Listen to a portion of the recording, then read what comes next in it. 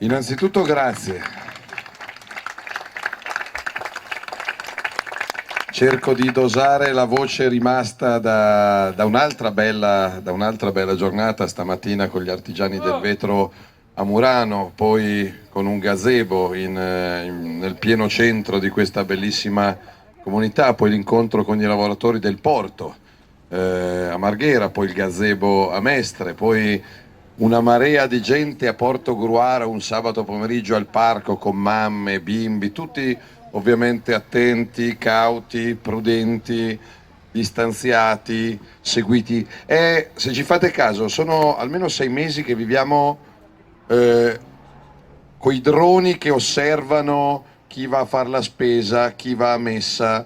È stato giusto, per carità di Dio, io penso che i veneti, ma gli italiani tutti, abbiano dimostrato buonsenso, responsabilità, però attenzione, perché io sono convinto che a qualcuno convenga continuare ad alimentare la paura.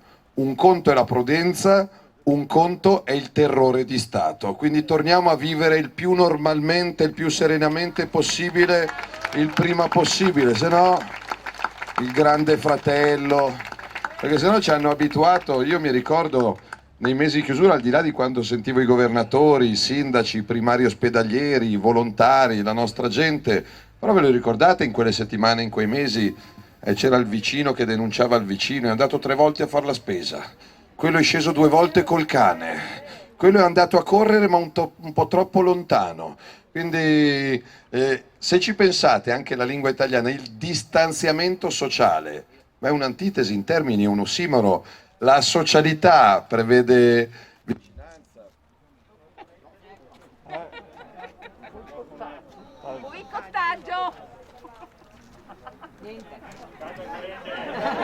Ho detto distanziamento sociale è saltato. Ecco. Quindi no, ci sono Conte e Casalino che hanno un comunicato. Noi ci siamo abituati, perché nei mesi di lockdown ti alzavi da tavola per andare un attimo in camera e tornavi e c'erano Conte e Casalino in televisione che comunicavano che cosa stava succedendo, dicevano tutto sotto controllo. L'abbiamo visto come avevano tutto sotto controllo. Comunque vabbè, chiudiamo la parentesi e guardiamo avanti, e vi invito a conservare prudenza, buonsenso, ma non facciamoci rinchiudere in una gabbia, osservati dall'alto dai droni, inseguiti, multati. Lo diceva Lorenzo, 60 milioni di persone mascherate, distanziate, occhio quando vai a messa, non dare il segno della pace, non andare a giocare a pallone, occhio quando vai in farmacia, occhio quando vai al bar, e intanto hanno fatto sbarcare 20.000 balordi da ogni parte del mondo senza nessun limite, senza regole, senza controllo, senza testa. E io penso che quella del governo non sia incapacità, quella del governo è complicità, è un'invasione voluta, organizzata e pianificata. Io sono convinto che all'Europa, in cambio di un eventuale prestito che arriva l'anno prossimo, il signor Conte ha detto: sai cosa c'è? L'Italia torna a aprire porte e finestre, torniamo a trasformare il paese più bello del mondo nel campo profughi d'Europa. Non vedo l'ora di tornare al governo come Presidente del Consiglio per blindare i porti e i confini via mare, via terra, via aria, e i sottomarini e le mongolfiere. E spero di arrivarci a piede libero intanto alle prossime elezioni, però si sa mai. Oggi abbiamo scoperto i veri motivi delle distanze fra me e Luca, che sono due. È vero, abbiamo delle cose che ci dividono. A lui piace il vino mosso, il prosecco, a me piace il vino fermo. E io sono milanista e lui ha l'enorme torto di non essere milanista. Quindi ci sono queste due. Sono due problemi mica da poco comunque, se voi ci pensate. Voi il prosecco, no? Io preferisco di rosso solo il vino. Quindi, però comunque un sorriso la sera ci sta. Anche perché siamo qua a presentare non un sindaco ma i sindaci. Fatemi dire che i sindaci della provincia di Treviso per me sono un orgoglio, perché sono fra le amministrazioni migliori d'Europa, non d'Italia, d'Europa.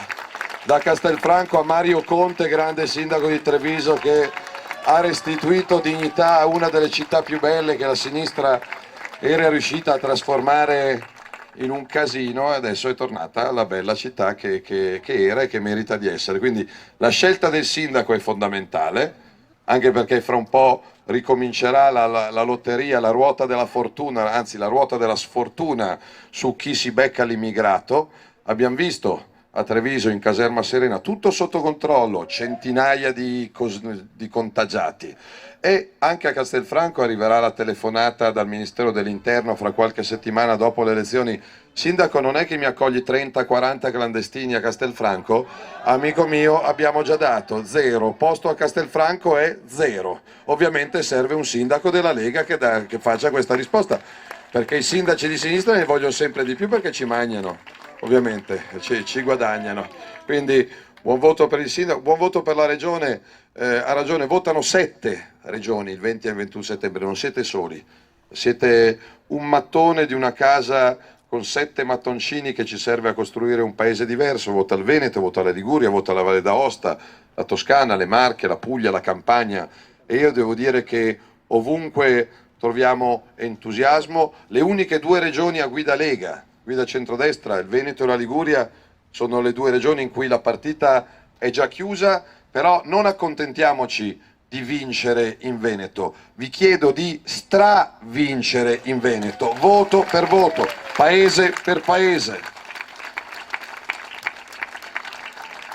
E poi io domani sera a quest'ora sarò fra Bari e Taranto, perché anche lì c'è una bella voglia. Lì mettetevi nei loro panni, è da 15 anni che sono governati da Vendola ed Emiliano, quindi c'è voglia di cambiamento da quelle parti. E poi peraltro lunedì sera invece torno in terra veneta, torno a Villafranca di Verona, anche per ringraziare comunità, quella veronese e quella vicentina, che nonostante i disastri del maltempo non hanno aspettato niente e nessuno, si sono riboccati le maniche e hanno pulito le strade in 448. Nonostante qualche giornalista di sinistra imbecille che dicesse ma cosa vuoi, i veronesi sono razzisti, sono leghisti, e un po' se la sono meritata. Pensate la tara mentale, la cattiveria. Poi, e noi alla loro cattiveria, alla loro invidia, alla loro gelosia, noi rispondiamo con il lavoro e con il sorriso. Qua la campagna elettorale non c'è neanche bisogno di farla, perché la pedemontana c'è. Io domani mattina sarò alle 8:30 a intervenire al Forum Ambrosetti di Cernobbio, che è quello che raduna il trust dei cervelli, le multinazionali, gli amministratori delegati. Avrò ben 10 minuti a disposizione per esporre la mia idea d'Italia, ma io risponderò coi fatti. I fatti sono la pedemontana, i fatti sono il coraggio di osare, e lo diceva Luca. Quando parlavamo di Olimpiadi invernali in Veneto e in Lombardia, i 5 Stelle e il PD ridevano e smettevano dopo un quarto d'ora. Abbiamo avuto la testa più dura noi e arrivano le Olimpiadi invernali in Veneto e in Lombardia, che sono lavoro, che sono turismo, che sono... E quindi io domani a questa platea di illuminati dirò: pedemontana c'è, le Olimpiadi ci sono, il ponte di Genova, modello Genova, giusto per non parlare solo di modello Veneto, modello Genova, un disastro, 43 morti, una catastrofe inimmaginabile, figlia delle colpe di qualcuno evidentemente, però in un anno e mezzo, azzerando la burocrazia, derogando dal codice degli appalti, si è ricostruito un ponte senza una tangente, senza un giorno di ritardo, senza un incidente sul lavoro. Ma perché? Perché nel nome dell'autonomia noi come Lega ci siamo imposti e abbiamo dato poteri straordinari al sindaco di Genova, che ha fatto quello che ha voluto nel rispetto del buon senso e ha ricostruito il ponte. Punto. C'è il ponte, c'è la pedemontana, e siccome noi siamo gente a cui piace andare avanti mantenendo la parola, io 15 giorni fa ero un po' lontano da qua, da Vedelago, da Castelfranco, ero a Reggio Calabria, a presentare il candidato sindaco indicato dalla Lega, senza tessera di partito, che non abbiamo scelto per caso, un dirigente pubblico che ha lavorato fino a poche settimane fa per il comune di Genova, aiutando in maniera fondamentale a ricostruire il ponte di Genova, e la mia scommessa è: ha ricostruito il ponte di Genova, dopo 40 anni sarà quello che unisce la Calabria, la Sicilia, l'Italia al resto d'Europa col ponte sullo stretto, perché la De Micheli vuole la pista ciclabile sullo stretto. Fosse per la De Micheli, al posto della pedemontana c'era una pista per i monopattini elettrici, e io me li vedo gli artigiani trevigiani che andavano con un monopattino elettrico da Montevelluna passando per Treviso Castelfranco. Ma vi rendete conto? Per carità, io dico viva la bicicletta, viva il monopattino, viva i pattini a rotelle, ma la priorità in questo momento è il lavoro. Lavoro, lavoro. Per la Lega in questo momento la priorità è il diritto al lavoro, non l'elemosina, la beneficenza, l'assistenza, il lavoro. Quindi un voto importante per i comuni, un voto importante per la regione, ed è anche una soddisfazione, lasciatemelo dire, per chi magari batte queste strade e ha la tessera di questo straordinario movimento in tasca da qualche anno come me. Anzi, c'è gente che ce l'ha da più tempo di me, io ce l'ho dal 90 per motivi anagrafici, c'è qualcuno che avrà cominciato anche prima, ed è una soddisfazione,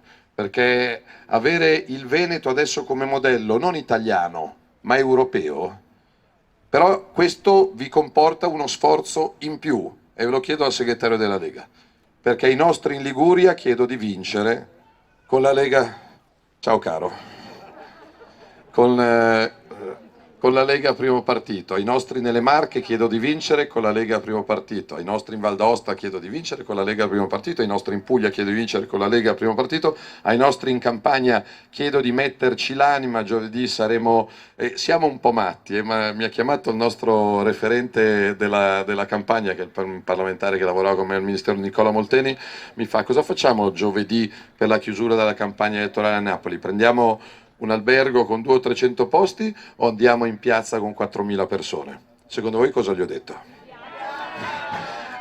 Pensatemi giovedì sera, verso le 6, in piazza Matteotti, distanziati, prudenti, tranquilli. Ecco, l'unica roba, lo dicevo oggi con Luca, l'unico vantaggio che ha il PD rispetto a noi in queste settimane di campagna elettorale è che loro, quando organizzano i loro eventi, problemi di assembramento non ce l'hanno, non hanno problemi della gente che si spinge, che preme per entrare, per uscire, che nessuno.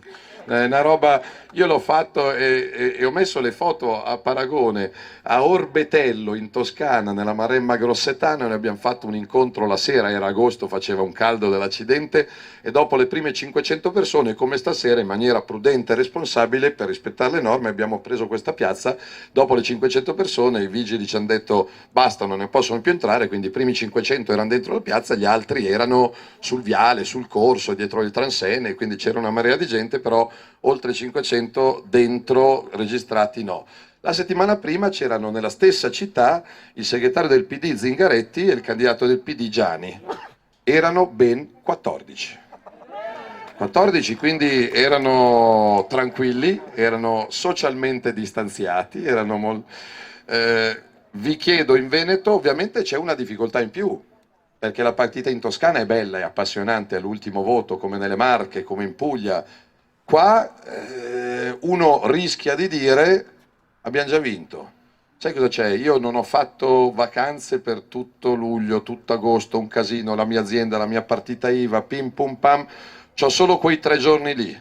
Quei 3 giorni lì vado via, vado in montagna, vado al mare, vado in Salento, vado in ritiro spirituale, tanto abbiamo già vinto e tanto vota mio cugino, tanto vota il mio collega, tanto vota il mio socio. Il cugino fa lo stesso ragionamento e io non vado a votare, tanto vota il cugino del mio cugino.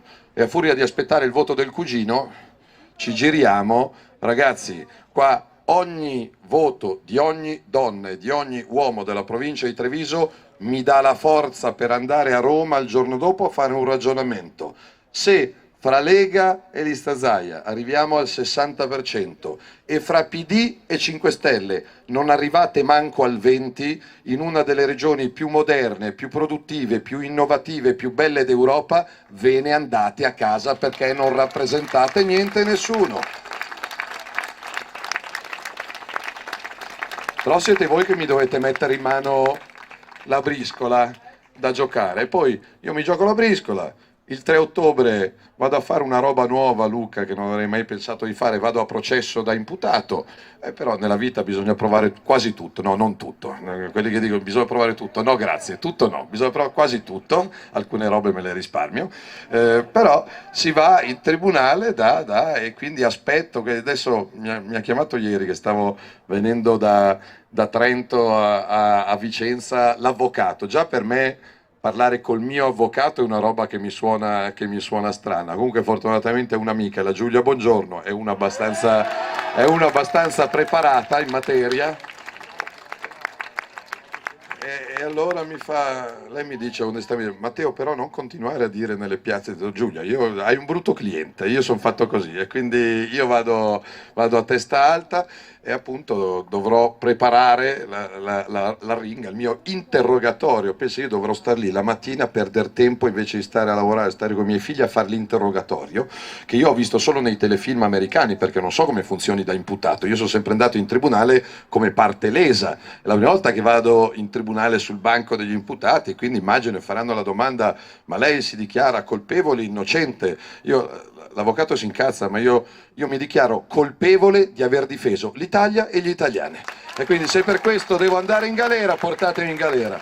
Voi mi portate un prosecco, 2 ciliegie o quello che ritenete di portarmi e io vado avanti a testa alta perché questo paese e i nostri figli meritano di tutto e di più. D'altronde questo leone, questa bandiera, questa storia, questa lingua, questa cultura, questa bellezza ha qualche millennio di storia alle spalle. Se noi avessimo avuto paura dei processi o della galera non saremmo arrivati qua. Un uomo, se non è disposto ad andare fino in fondo per difendere le sue idee, o ha idee che valgono poco o non vale nulla lui.